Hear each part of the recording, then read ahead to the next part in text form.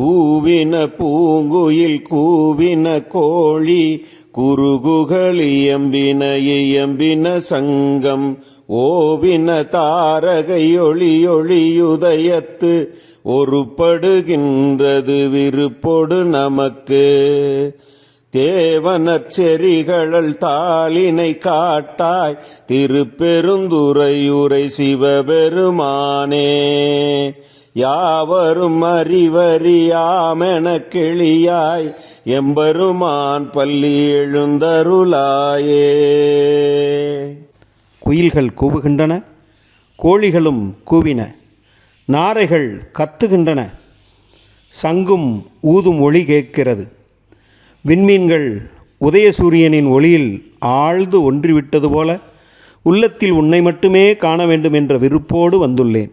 தலைவனே, அருள் நிறைந்த உன் பாதங்களை காட்டுவாய். திருப்பெருந்துறை உரையும் சிவபெருமானே, யாவரும் அறிய இயலாத எமக்கு மட்டும் எளிமையாக காட்சி தரும் எம்பெருமானே, உறக்கம் நீங்கி எழுந்தருள்வாய். கூவின பூங்குயில் கூவின கோழி குருகுகளியம்பின இயம்பின சங்கம் ஓவின தாரகை ஒளியுதயத்து ஒருப்படுகின்றது விருப்பொடு நமக்கு. தேவனர் செறிகளல் தாளினை காட்டாய் திருப்பெருந்துறையுரை சிவபெருமானே. யாவரும் அறிவறியாமென கிளியாய் எம்பெருமான் பள்ளி எழுந்தருளாயே. குயில்கள் கூவுகின்றன, கோழிகளும் கூவின, நாரைகள் கத்துகின்றன, சங்கும் ஊதும் ஒளி கேட்கிறது.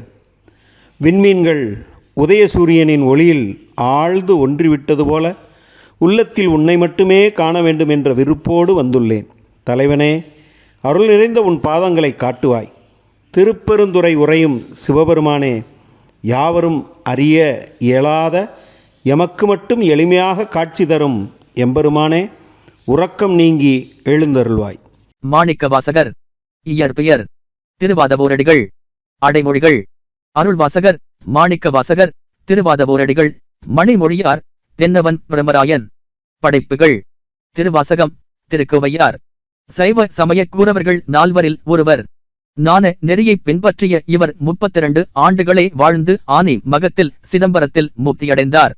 திருவெம்பாவை 8ஆம் திருமுறையாக விளங்கும் திருவாசகத்திலே ஒரு சிறு பகுதிதான் திருவெம்பாவை. திருப்பள்ளி எழுச்சியும் திருவாசகத்தில் அடங்கியதுதான். ஒரு சக்தி மற்றொரு சக்தியை எழுப்புவதே திருவெம்பாவையின் தத்துவ கருத்து. மார்கழி மாதத்திலே விடியற்காலத்தில் இளம் மங்கையர்கள் ஒருவரை ஒருவர் நீராடுவதற்காக குளத்துக்கு அழைத்துச் செல்வதாக பாடப்பட்டிருக்கிறது திருவெம்பாவை. இரவு அனுதானம் என்னும் மாயையில் தூங்கிய ஆன்மாவை தட்டி எழுப்புவதே திருப்பள்ளி எழுச்சி.